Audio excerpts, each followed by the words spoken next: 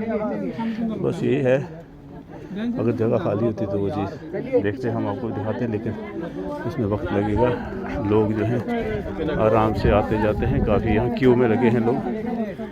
तो यहाँ से हम आपको दिखाएंगे, यहाँ से नीचे बस्ती दिखाई देती है, तो यहाँ से उसे क्लॉक टावर दिखाई दे रहा है। देखिए आपको क्लॉक टावर दिखाई देता है। मैं डाउन में हूँ ना, इसलिए कार के पीछे से पूरा दिखाई देता, लेकिन जो है और बाकी यहाँ से ये पूरा आपको देखेंगे। ये अरब का रेगिस्तान है, खुश्क इलाका है, कहीं आपको हरियाली दिखाई नहीं देती है, सूखा हुआ है। बारिश तो कभी शाज़ नादरी होती है, ये कहीं घास हुई थी थोड़ी बहुत, कहीं देखें आप, लेकिन बिल्कुल ये पीली और लाल हो चुकी है, कहीं बारिश का नाम निशान नहीं। काले पहाड़ है, लेकिन फिर भी आबादी बहुत है।